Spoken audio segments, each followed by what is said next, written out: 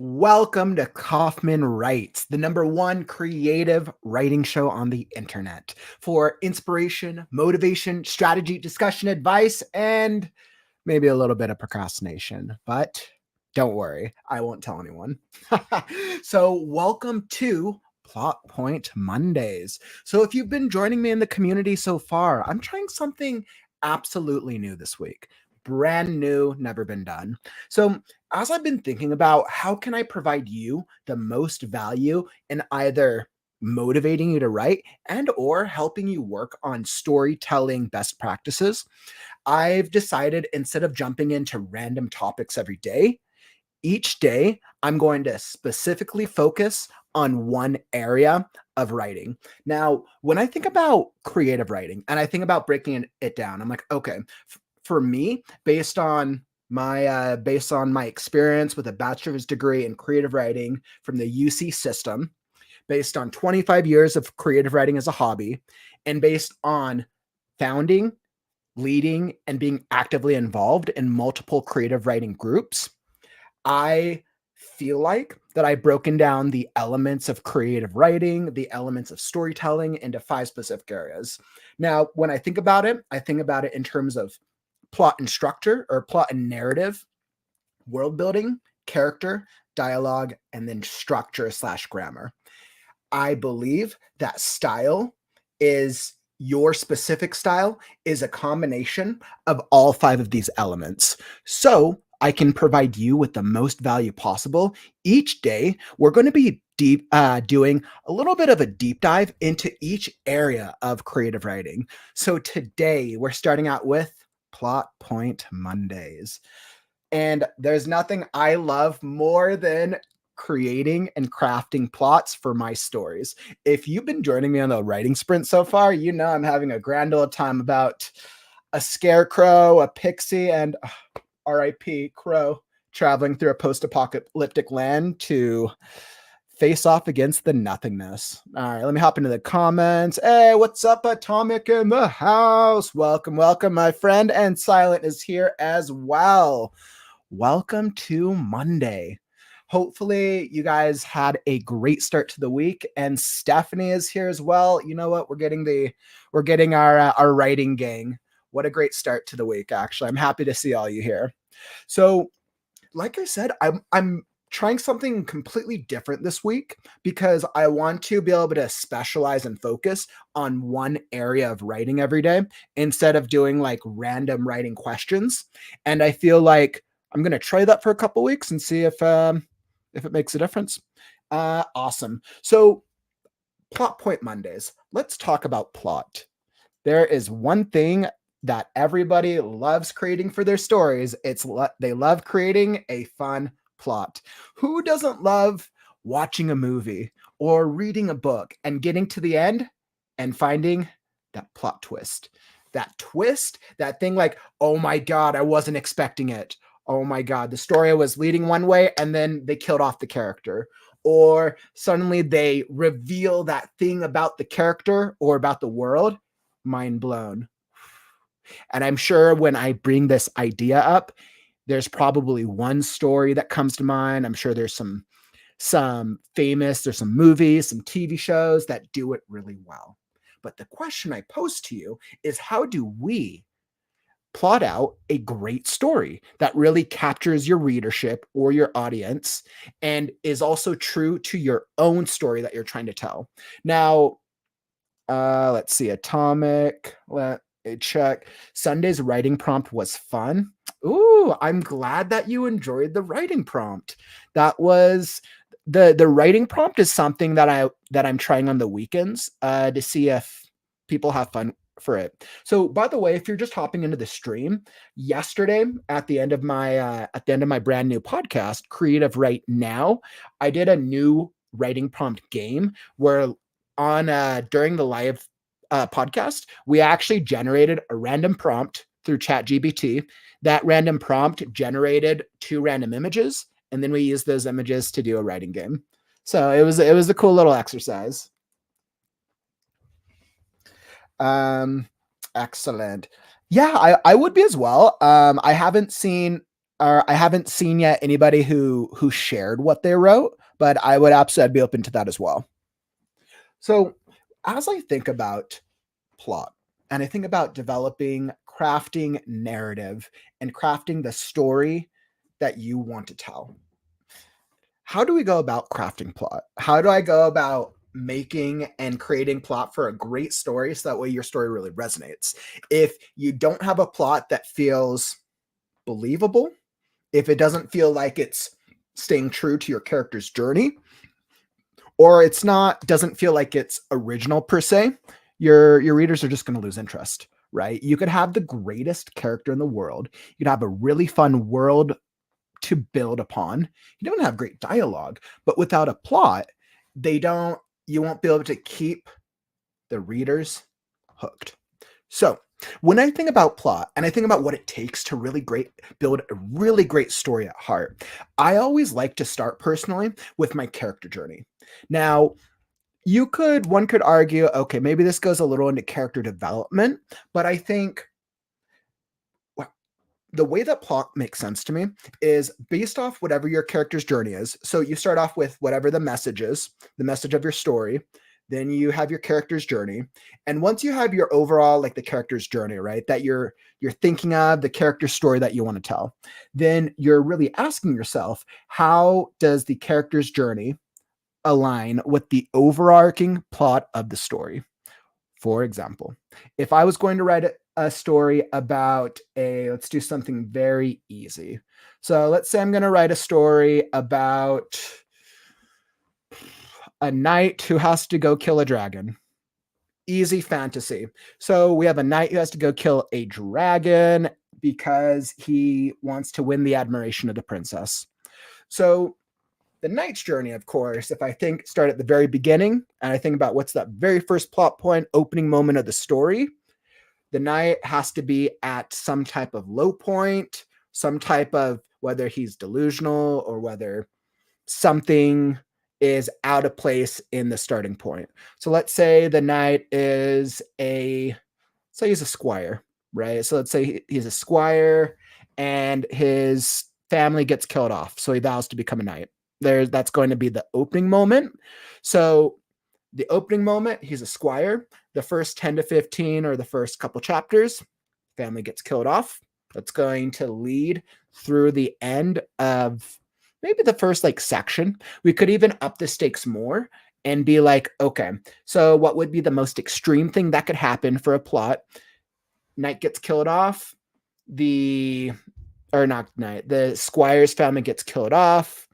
That motivates the squire to then become a knight.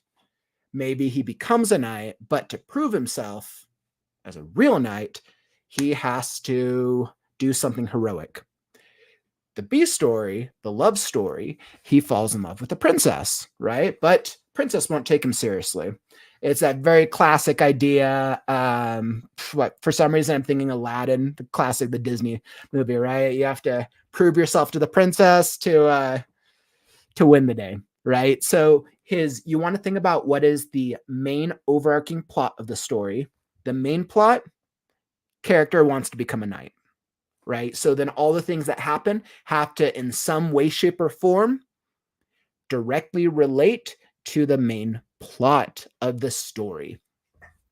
Now, as I think about the secondary plot, he wants to win, he wants to prove that he is a real knight so he can win the love of the princess, right? So I'm going to think of, all right, there's the secondary plot. There's a secondary overarching point of the story. So you have the main overarching plot. You have the secondary overarching plot. Now, a lot of the times, the secondary plot is usually developed through what I like to use, the 3-act structure, through the second portion of the story when the character's world gets turned upside down. So if my main plot point is this knight wants to prove he's a knight, and the secondary plot is he wants to win the admiration of the princess, how do those intertwine, right? He realizes that to do both, to become a real knight, To win the admiration, he has to do something big, right? So then let's set up an antagonist. Now, if we wanted to go something very classic, maybe the antagonist is a dragon, but I'm going to subvert expectations here, right? So the quest is actually him going through the journey of this land to go to grow, to meet his companions, and to go track down this dragon. He gets to the end. He almost kills the dragon, and then let's subvert expectations. Let's do something. Let's mix it up. Let's say the dragon was actually what would be the last thing people would expect. Maybe he'd fight the dragon, only to learn that the dragon was bewitched by an evil sorcerer who happens to be the king who is going to knight him in the first place. So what I've done is I've now circled it back to the beginning of the story. When you think like the story is like, okay, he's going to have to go kill this dragon. No, we get to the end of Act 2. Now, instead of him having to go face off against this dragon, he actually teams up with the dragon who's under an illusionment. Him and the dragon go and face off against the king. The king's the bad guy, the actual bad guy. And then the climax is the knight's trial against the king. The knight kills the king illusionist, or maybe he imprisons him, depending on the extent of the story. Him and the dragon becomes friends. He impresses the princess, who is the princess of, let's say she could be of another land, or maybe her father, maybe the king actually was torturing her. You could do some type of family villain arc like that. And now the knight realizes that he doesn't actually need to be knighted a knight to be a knight. The lesson of the story is that at heart, he was always a knight based off his actions and based off who he is. That could have been that he could have realized that in the beginning, but he had to go through the journey to understand that lesson. Story ends. The knight is actually a knight. He saves the princess, and maybe to make it a cute ending, the princess becomes a queen, and she knights him instead. And they fall in love and happily ever after. So you see, that is how I would go about plotting out a story. And that is just that's probably like a very stereotypical epic fantasy story that I literally came up with on the spot, developed it through strategic plot points. Now, the reason I went through this was because I wanted you to see kind of what my process is as I'm brainstorming what story plot points could happen step by step by step, right? So you see, I start off with a character in some type of setting, and I came up with the overall, what's the core idea of the story, right? Character wants to become a knight. Then each point throughout it, I developed, all right, so he's a knight, so then what could happen next? And you see, with each plot point, you want to raise the stakes. Raising the stakes, I'm sure you've heard this term many times. You want to make the thing harder for the hero. Make it harder with each step along the journey until you get to the end. Figure out how you're going to mix things up. Don't do what people would expect. Make your climax fun. Make it crazy. Do something that's extraordinary. And then, because the readers aren't expecting it, the climax subverts expectations, and suddenly you have a story worth telling. And that is how I would go about plotting out a story, my friends. So if you're here in the live stream, or if you're watching this on the replay, what's your what is your strategy when it comes out to plotting your stories? Do you just come up with like random ideas as you're developing, like, okay, this is kind of how I want my narrative to go? Or do you just have like the whole thing comes to mind and you're like, I'm just going to write it and see what comes? I know there's different ways for going about developing narrative, developing plots, and making things feel engaging and believable.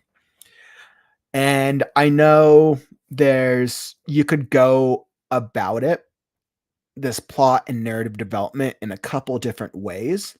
I am always going to be a proponent of focusing on your character's central journey. Always, always, the story is about the character.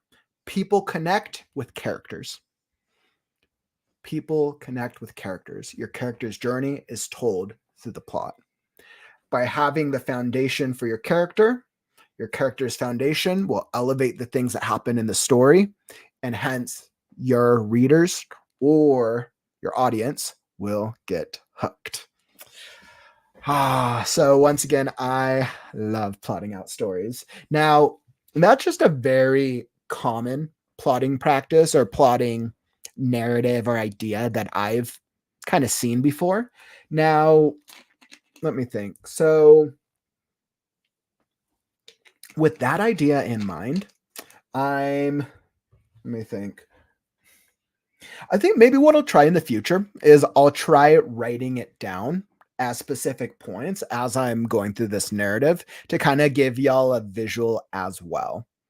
Yeah, let me know if that would help you in the comments. Okay, so with plotting out stories, what we're going to do is I'm going to hop into my daily writing sprint, my 2 20-minute writing sprints.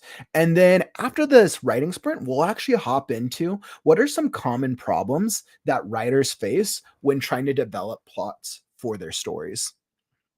And I know that's the one that we all struggle with, right? We might love plotting out stories, but what are the common pitfalls that prevent us from plotting out a great story? We'll touch on that right after our writing sprint. Awesome. Yeah, thanks, son. I appreciate that. Yeah, what I'll do for tomorrow's stream is I'll write it as I'm brainstorming. And the visual would probably help you guys out as well. Excellent. And there we go. So I got my daily writing sprint. And we will throw up our music.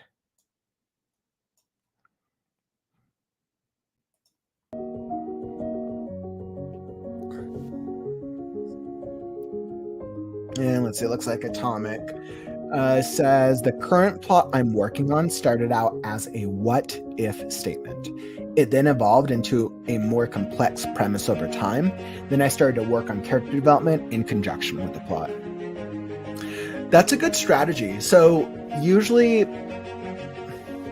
sometimes plot starts out as an idea, or sometimes it starts out as a character idea for writers. And I think it's really contingent on the type of story that you want to tell.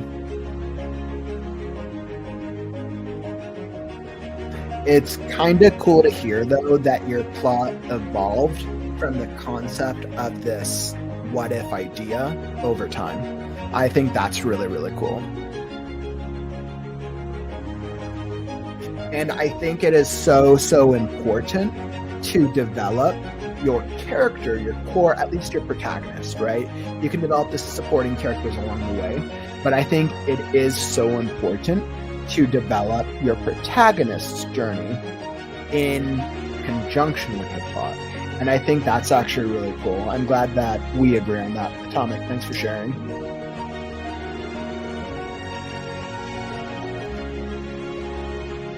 All right, so I got last Scarecrow. I got 20 minutes on the clock. Oof, where am I? That's right, so I'm in the middle of a fun plot point. That's right. I even gave myself an outline to make sure I wasn't losing myself in the current plot.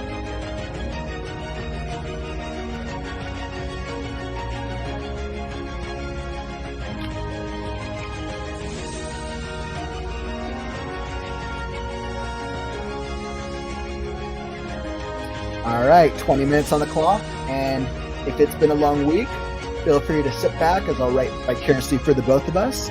Otherwise, let's get some writing done. 20 minutes, and let's write.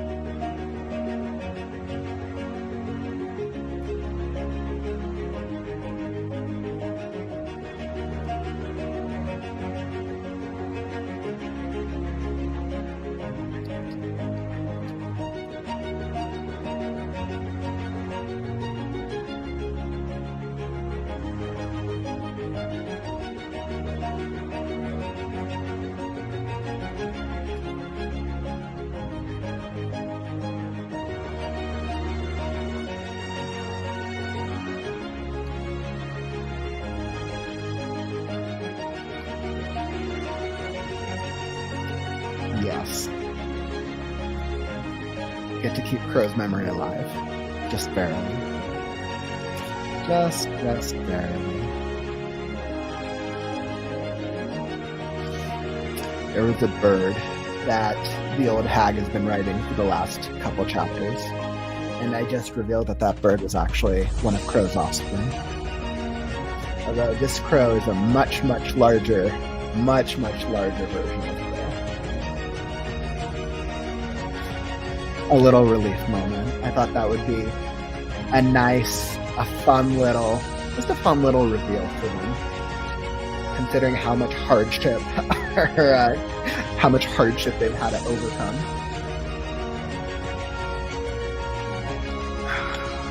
They deserve this calm before the storm, because it's only going to get worse from here. Or maybe it's going to get harder, one of the two. I know, it's so sweet.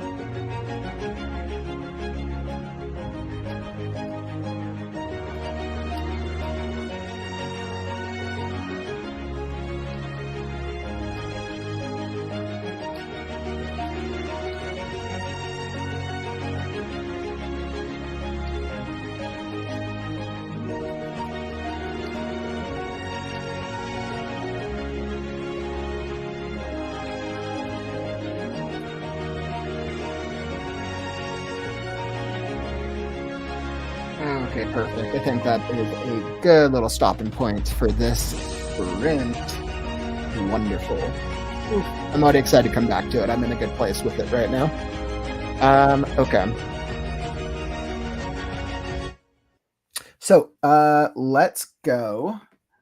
10-minute break. The timer is on. So 10 minutes. So while we're here, where am I at? Perfecto. So what are common plot point pitfalls? So when you're developing your plot, are there common problems that prevent you from really developing it and really getting it to like that place that will really shine and capture your readership? If there's any specific plot problems, whether that's plot or narrative, that's really stopping you from telling your story, pose a question in the comments, let me know, and I'm happy to talk through it with you right now.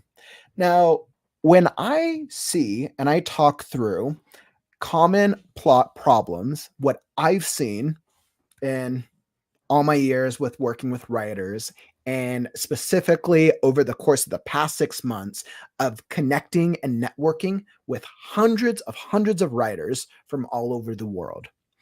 Some of the common plot problems that I see is I think I see that it's easy a lot of the time to come up with like the core plot and or narrative points that really highlight the story we want to tell. That seems to be the easy part. The hard part seems to be either coming up with a satisfying climax.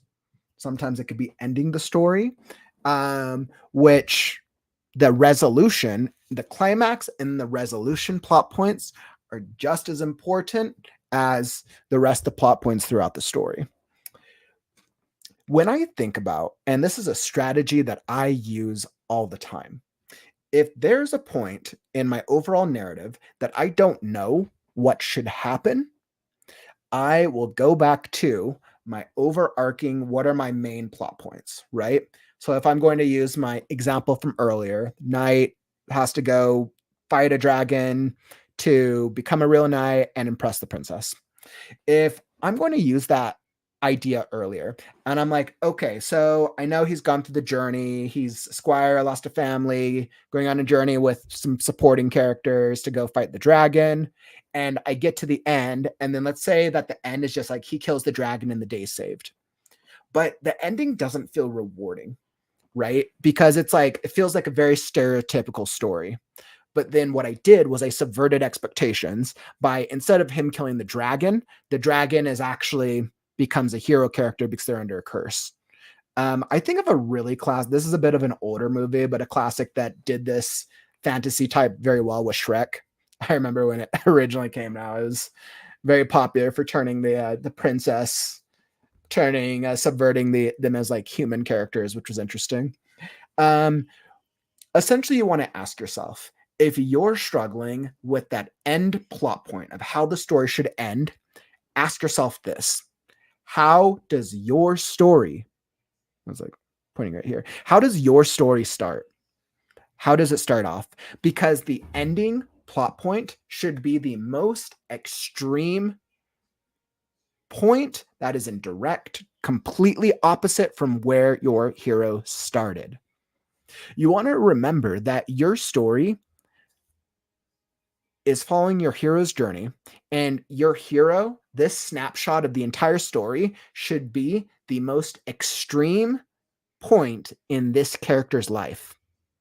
Nobody wants to watch a story about two people sitting on a bench saying nothing, unless all the plot points are subverting expectations, and it can be done artistically. There's ways to go about it.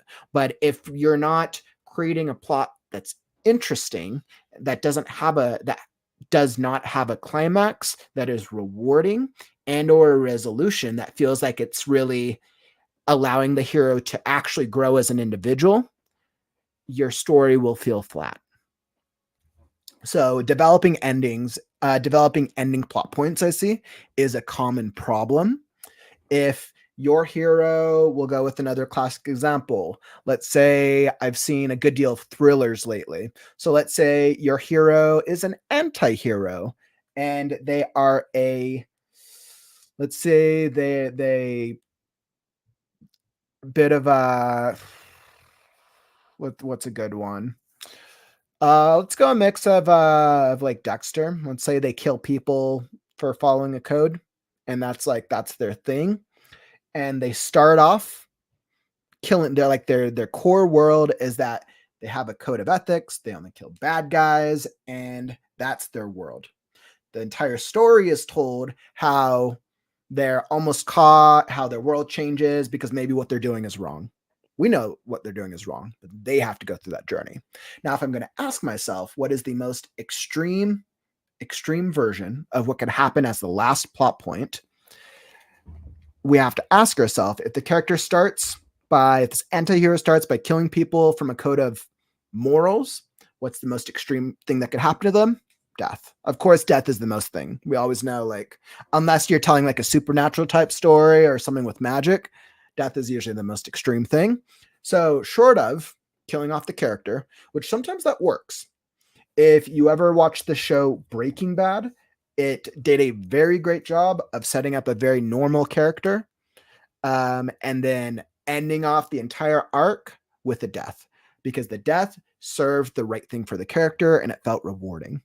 But in terms of our character who is killing based off a code of conduct, would the right ending, now the ending people would expect, ask yourself this, what is the type of ending plot point that people would expect? Because this allows you to brainstorm different ideas. This is a great way if you're trying to think of like, okay, I really want to subvert expectations. I want my reader or my audience to be surprised. I don't want them to anticipate what's going to happen.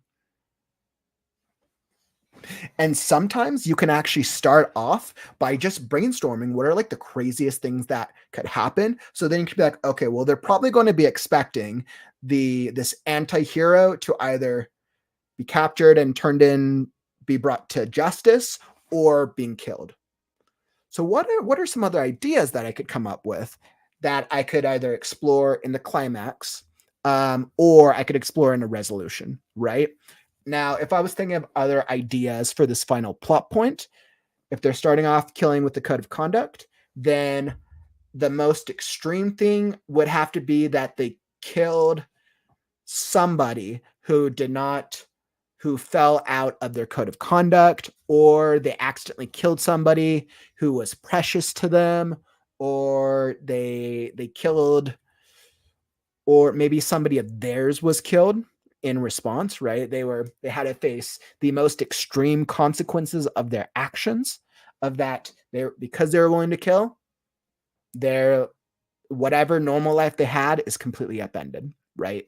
So then what could be the most extreme thing? So I think the most extreme thing, their child. Maybe they have a kid, maybe they have a family. Family's killed off. as a result of as a consequence of their actions. That could be the most extreme thing. In a lot of common narratives, we usually see the family is killed off early on as motive and motivation for characters. But if we're setting up the entire story of this anti-hero keeps like their family separate and they're able to balance it and manage it, and if in the end you're like, oh well, they're going to figure it out because we're rooting for the anti-hero, if at the very end the subversion is the family is actually killed off, that makes you feel for the anti-hero. Another great strategy, kill off an animal. Now, bear with me. I know we never liked seeing pets killed off, but if you kill off a pet or an animal, especially dogs, we attach such love to dogs and our pets, way more love than we give to people sometimes. So if you really want to subvert expectations and or make your audience feel something, you can always kill off an animal. But make sure if you do that, you have to make sure to establish the importance of this animal as a character, even if it's just minor things of like, oh, this pet does fun.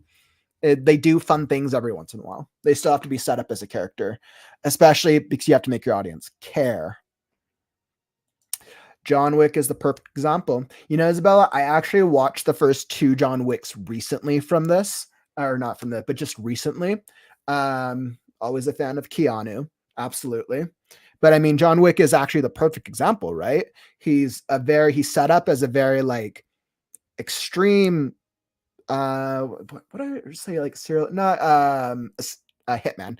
He's set up as an extreme hitman, and the story, the first one, starts off with him losing his significant other, right? The one who really is like his whole identity since he retired being a hitman. And the one thing he has from her was a dog. The dog is the thing that's making him normal. So then what happens to set off this series of the next series of events? His dog is killed off. Very tragically, actually, and it's done very well. Hence another reason why the books, John Wick, the series, the novels, were bestsellers, because it follows a very classic framework. And another reason why the series does so well, I mean, they're on what, John Wick 5, 6, or 7 now? Franchise potential. So as a result of the dog being killed off, he has to go kill all the bad guys. And then what is that final plot point at the very end of the movie?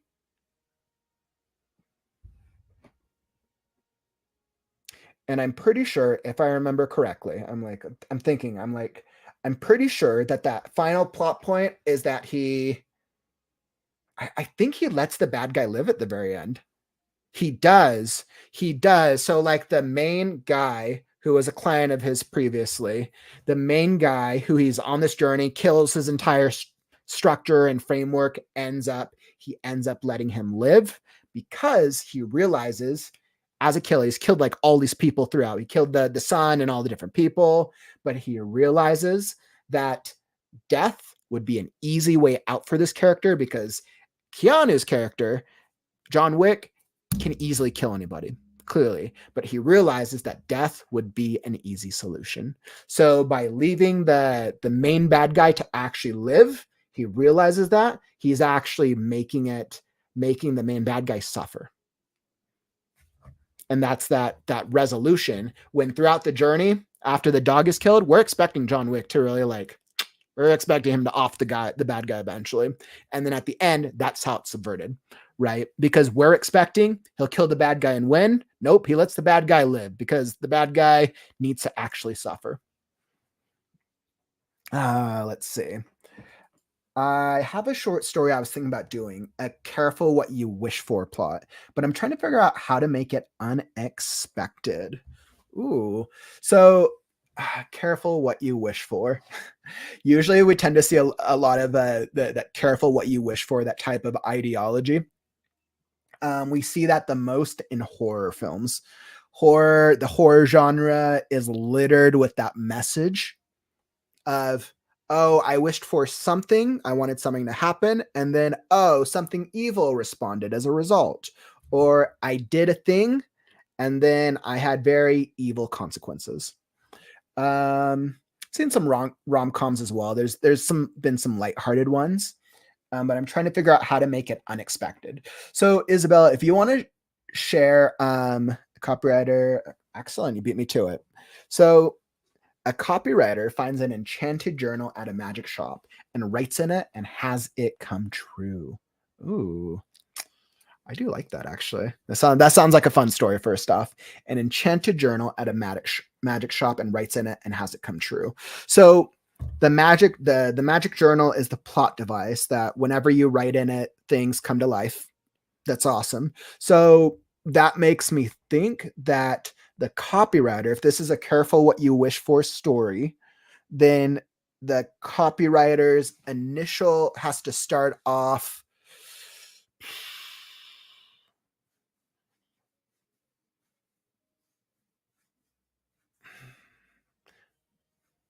because the journey is the copywriter is basically going to be able to create all these things that come to life that make his life better, or make their life better, which means at the beginning, their life probably has to really suck.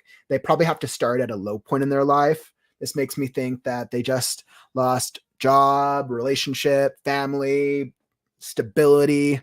If they're starting at some type of low point, that's how I would think, because the journey is probably going to be a lot of fun of, oh, they get suddenly all this power. Now, you could, of course, take it in so many different directions, right? The power that comes could give them all these magical, cool things. The power that comes could allow them to, let's see, tired of writing for other people. Okay. So he's tired of, yep, there we go. So his core journey is that he's been writing for other people. Maybe he was once passionate about it. Which makes me actually think that it would be a not a celebrity, but it would be a what's that type of character arc? It's they used to have so they had glory days. His glory days are behind him. He thinks his glory days are behind him. Since he's been writing for other people for so long, maybe he found some acclaim or some credibility, but clearly he's at a point of being depressed when the story starts, because whatever passion he had for the craft is been depleted, right? So then his core journey is he's trying to relive his glory days, or he's trying to re-find the thing that he was actually passionate about. So then the journal, all the things that he has to create in the journal would all have to reflect him making things come to life that make him either feel like he's reliving his glory days, or making him feel like he's doing things that inspire his passion that he's never seen before. This could be like the journal maybe makes certain situations happen. Maybe he thinks that one of his passions in life, maybe he thinks that one of his muses was his girlfriend, the one that got away. So he's like, all right, I'm just going to redo this. And the girl's interested in him again. Or there's a setup and it happens, right? One way to go about it. Or maybe he thinks that, okay, to recapture my passion, I actually need a best-selling novel. So the journal creates a best-selling novel for him. And he's going to try all these different strategies. So many different ways that he could go about that. Now, if I'm thinking of what is the most extreme thing at the end, it would have to be that he's going to rely more and more on this journal throughout the story. And he's going to rely on it to such a point where you could take this in a couple of different directions, but he's going to rely on it to such a point that the consequences of using the journal are going to have to be severe to his character. Whatever the things is that he's create has to either backfire on him, or the journal is going to end up creating something that could potentially kill him, could potentially end everything that he's trying to do as a writer. The journal entry has a cost. Yep. And when I think about what's the climax, what's going to be the ending, what could be the most extreme thing that he would have to face, you could be like that the cost, he doesn't actually realize what the cost is of the journal until it's too late. And that would actually tie in with the careful of what you wished for, right? So maybe the cost of the journal is actually like his life or his soul, something to that extent. I don't know if you watch anime at all, but an anime series that actually explores very similar idea was Death Note, where it has a character uncover a journal called the Death Note, which when they write a name into it, it instantly kills somebody based off a heart attack. It's the core concept. Later does he realize through the explanation of the gods in the world that by using the journal at all, he is giving up his soul. So the most extreme thing for this character is either it sounds like the cost of the journal is going to have to be so consequential that it's going to have to give up either his existence, or you could also be if his drive is about reliving his passion and becoming the best writer he can be, because that's the thing that he actually loved. It would the ultimate consequence would have to be that he would probably never be able to write again. That would probably be the ultimate consequence.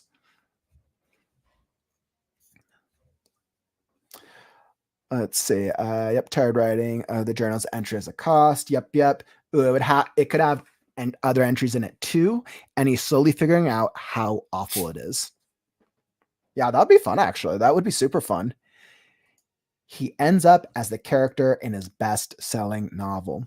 There you go. And there's a fictitious entirely that makes it more fantastical. Little does he realize that the things that he's creating in the journal are actually becoming part of the journal itself. And all the people who've used the journal in the past are no longer, because they've become part of the story. Absolutely great concept. Heck yeah, I like this idea again. Thank you so much. Yeah, absolutely. And then just make sure that whatever the ultimate, he ends up as the character in his best-selling novel. The plot points that you would use throughout the story, you don't want your audience or your reader to think, oh, he's going to become part of the novel. So then the clues that you give throughout have to all suggest that the things that happened up to previous writers is they died. It has to be suggested that everyone who's used the journal previously has died in different ways, or maybe there's a couple who are still alive or something, because you don't want your audience to guess that final plot point, because that's what keeps them on the edge. And then you're also asking yourself the climax, who is the actual antagonist, right? So the actual antagonist technically could be the journal. You could actually essentially like make the journal a living, breathing thing. Or you could create a specific antagonist that is connected with the journal. You could have it be a man versus nature concept. The idea of there's the antagonist is actually the world itself. A couple different directions you could go in it. But yeah, this sounds like a great story, Isabel. I'm glad. I hope this little brainstorming session helps a little bit. As you can tell, I always love developing plot points for novels. All right, excellent. Let's see. I like the idea of man versus self with the journal as a catalyst, and him thinking the other authors just died. Yep, I think that would be a lot of fun. Absolutely a lot of fun. Yes, thank you. That's awesome. Hey, what's up, Sage? Welcome to the stream. We were just talking about actually developing plot points for stories. I was chatting with Isabella. I think we actually just came up with like a brand new story for her for like a magic journal where when somebody writes into it, like crazy things happen. Like on air, we just came up with like a real cool live story experience. Oh, I assumed Vaughn was here. You know what? Actually, I saw him respond. It looked like he liked the stream. He might have been in here a little bit earlier, or he could have it on in the background. So yeah, I know Vaughn was in here a little bit earlier. I know sometimes he'll be active or not if he's probably working. So you know what? Live story experience every day. Sage, how's the creativity coming along today? Hopefully, you know what? We're going to get some good writing in this week, even if it's just like super simple. I know you're working on the art of, I know you're working on your like writing process right now. Actually, you showed up just in time. So I'm actually about to hop into daily writing sprint number 2. And by the way, before I hop into this writing sprint, if you've been getting value out of this live stream, don't forget to follow and subscribe. I come out with daily live streams every single day. And we're trying a new thing this week. So Monday through Friday of Kauffman Writes is going to be specific storytelling problems that we all deal with. Today was, what did I name it? Plot. Today was Plot Point Monday. So Mondays we'll deal on plot and figuring out the dynamics of what makes a great narrative for a story. So you'll be alerted when I go live. And then on the weekends, we have our live reading and critique show. Submit your stories if you want them to be read aloud and you want a free critique experience. And then Sundays will be our Creative Right Now podcast, which you should go check out, by the way. The Creative Right Now podcast from yesterday was amazing. It was amazing. I interviewed published author Mike Clausen, and we had a great time talking about how to craft a novel that matters. There were some great questions, some great insight, and then we did a writing exercise at the end, which was actually really fun. And I know Atomic spoke to it a little earlier, so definitely go check it out. It's on the my YouTube channel, Kauffman Writes. You can also see it on my Facebook stream. Great podcast. Great podcast. So you'll be alerted by following and subscribing. You'll be alerted when we come out with all new stuff. Let's see. Since visiting your lives, it's making me think of the short story I've wanted to write for years. It's a sign. I think it's time for maybe the world is just telling you it's time to like start developing and start working on this story. I'm excited. Those are sometimes the best stories when they've kind of been ruminating for a while. And then when it just feels right, you're like, it's time to start working on it. So that's actually really awesome. I'm eager to hear a little bit of what was the core idea of the story. So I'm going to hop into daily writing sprint number 2. Let me reset the timer. I got 20 minutes on the clock. I am making excellent progress with Last Scarecrow, by the way. We these my heroes, which right now we're focused on Scarecrow, the Last Scarecrow, Pebble the Pixie, Gore the Grizzly Bear, and Stretch the Snake, are dealing with the 3 hags, and they get 4 questions. To solve all their problems. We're about 60, probably a little farther, probably like 65% of the way into the story. So if it's been a long week for you, feel free to sit back and you can watch as I'll write vicariously for the both of us. Or let's say you're feeling a little creative. You're more than welcome to either get some brainstorming in, writing, or some editing, and join me for this live writing sprint. All right, so let me cue up the music. Let's go inspiring piano.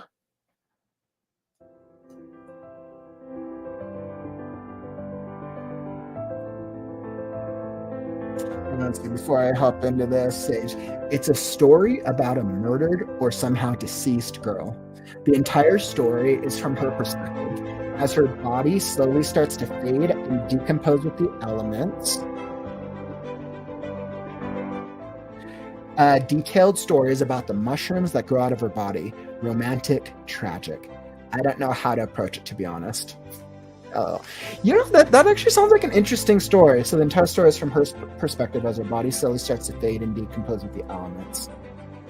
Murdered or somehow deceased girl. The entire story is from her as her body slowly starts to fade. Detailed stories about the mushrooms that grow out of her body. Romantic, tragic. So Sage, that's a pretty interesting concept, by the way.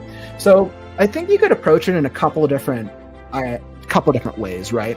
So you could take it on. You could go the whole supernatural route of, okay, the girl either dies in the very beginning or her body's found in the very beginning, and the story is actually her as a spirit or a ghost and her trying to understand how she died, how she was murdered, and then her wondering why is she a spirit? Why is she brought to life? Oh, it has something to do with the mushrooms. And maybe it's a whole like tragic romance story of the reason she was actually killed was like a tragic romance. And like the most tragic romance I would think of would be she fell in love with the wrong person.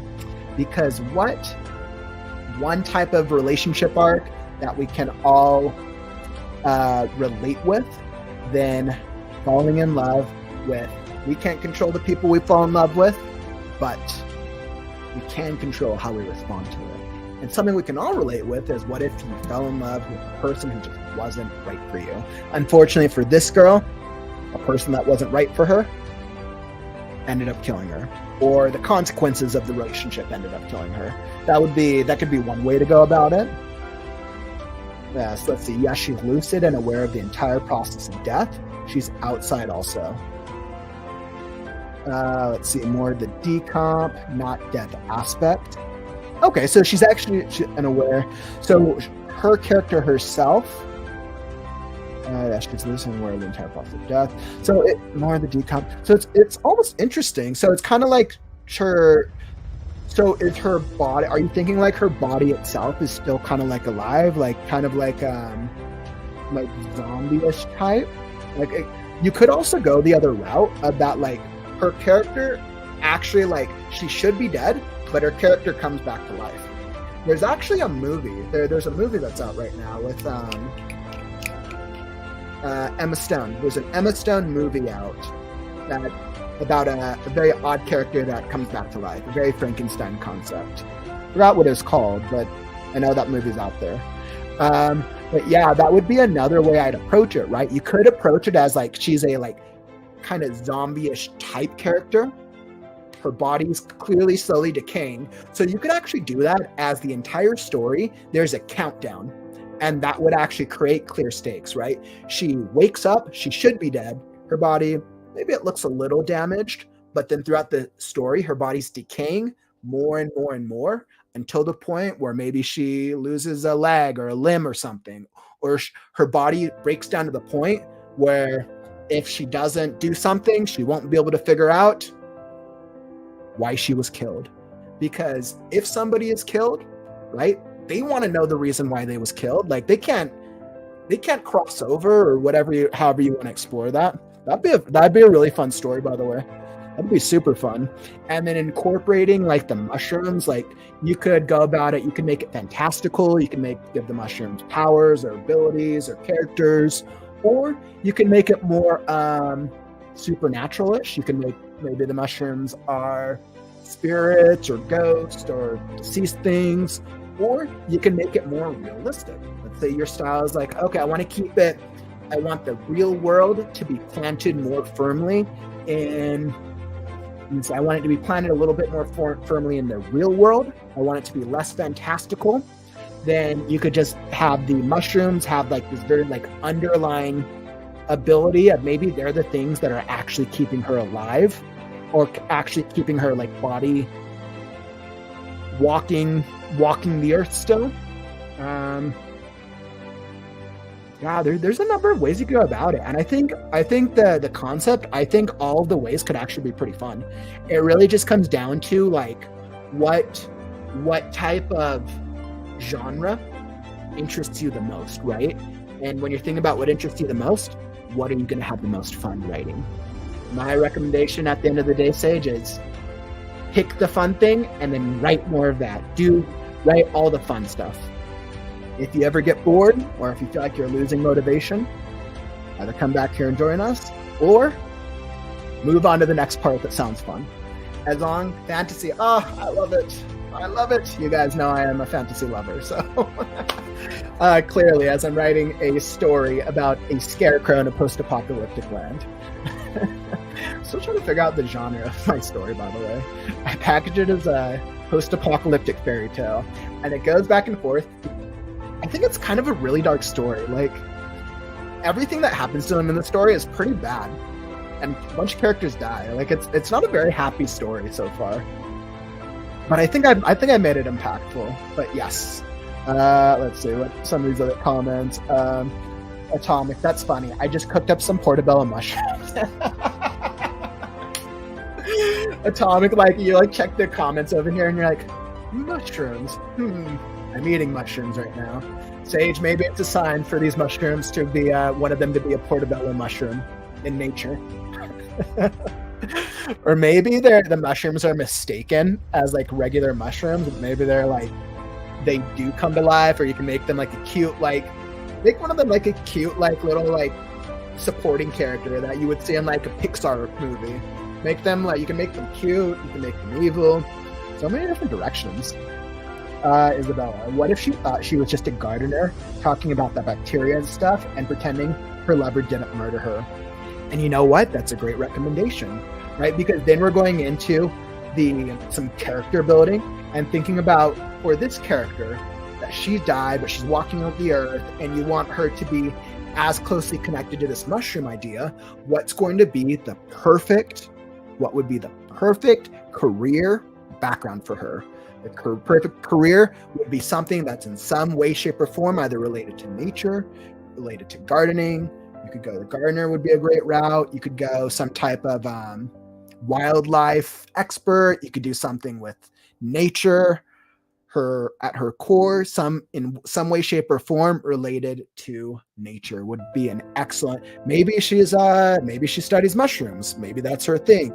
Maybe she studies wildlife, right? Because then you can better even tie it into her overall journey. Let's see. God, I love that so much. You're definitely understanding the vibes I'm going with. Yes. Woo! I love it. I love it. And we're getting some really great ideas, right?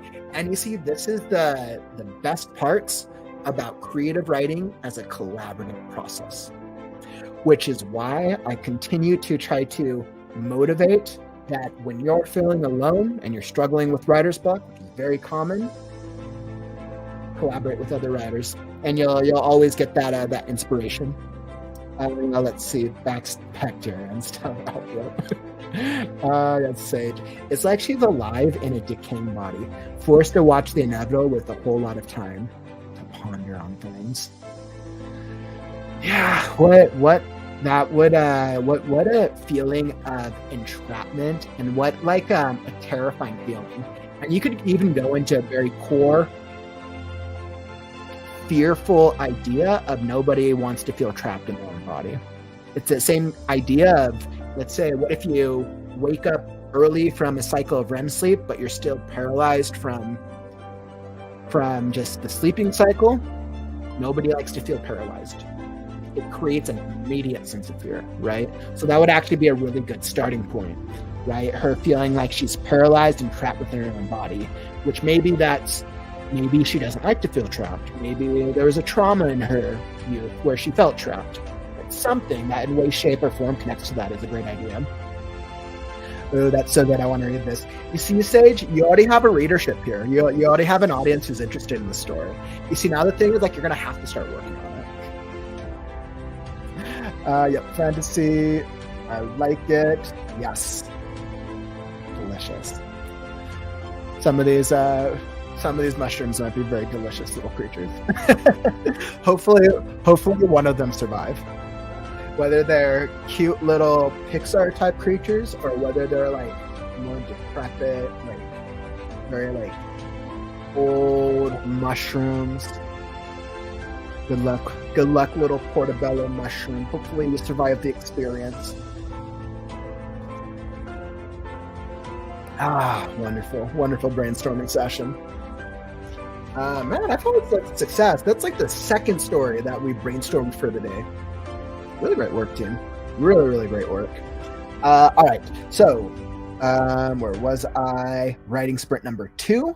20 minutes on the clock, and it's time. Let me throw up the music.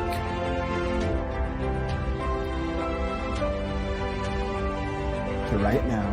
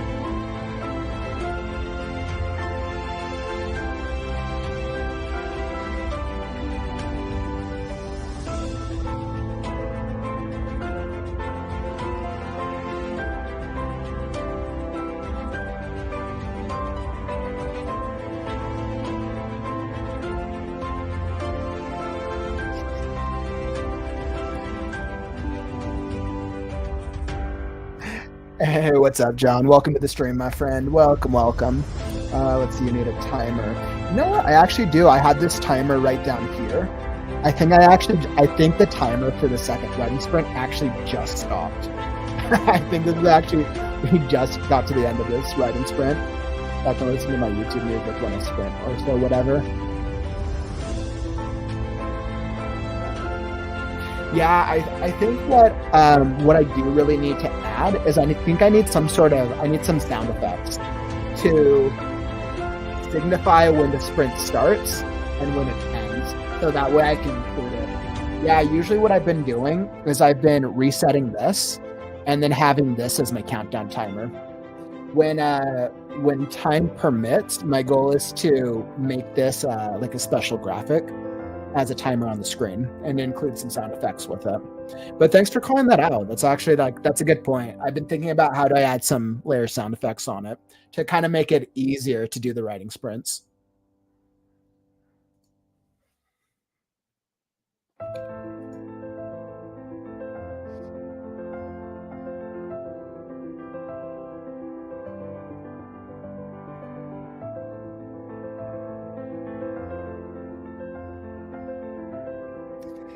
Yeah, this is crazy. I'm like, this scene is continuing to grow a little intense. I'm like, we right now we have these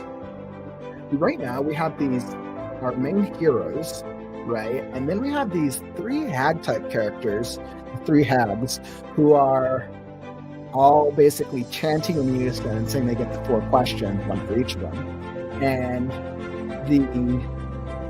the way that they're responding is that they're kind of like almost like in this other world that's like a trance-like state, as their eyes are like glowing, and all 3 of them, the shape-shifting one, who's the jaguar right now, the eternally youthful looking one, who can transform into objects, and then the old one, who is the kookiest of the bunch. So we have the 3 of them, and I think this is a really like powerful scene with these questions. And so far, the first question was a wasted one. Pebble, the pixie, asked the wrong question, and it was answered about Skunk. We learned that Skunk has already asked her question previously and has made a deal with the hags. That is what we learned.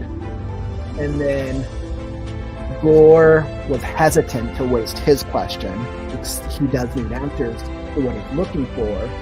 So Stretch asked the question instead about how to stop the nothingness. And it's interesting. I think I like this. The nothingness, like time is immovable. If one could stop time, one could stop the nothingness. Therefore, the nothingness cannot be stopped. 2 questions asked, 2 questions answered. I'm like, I'll have to really think about that, especially as I come back for the second draft, if I really like that. So, really great writing sprint. I felt really successful in my sprint. I hope that you were able to get some work done as well.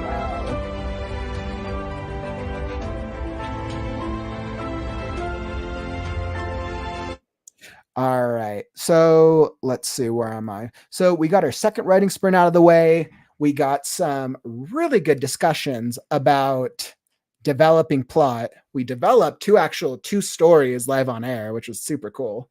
So definitely a really rewarding live stream today. Let's see. So as I look towards tomorrow, and like I shared previously, I'm doing something completely different this week. Every single day, we're going to focus on a different element of creative writing. So today was Plot Point Monday. Tomorrow, we're going to be focusing on Story Structure Tuesdays. So we're going to be talking about structure and how do you really structure your novel, both technically, both logistically, and ideologically, so that way it makes sense. So we'll be digging into that tomorrow. Join me for another episode of Kauffman Writes at 5 p.m. Mountain Standard Time, the usual. So I'll be back tomorrow. And don't forget, like the stream on your way out. Let me know that you got value from today's stream, that you enjoyed the experience, and that's what I got for you. Thank you so much for joining me today. That's all that I got for you today, writers. Remember, Words are wind, but stories are forever. I'm Kauffman, and I'll catch you on the morrow.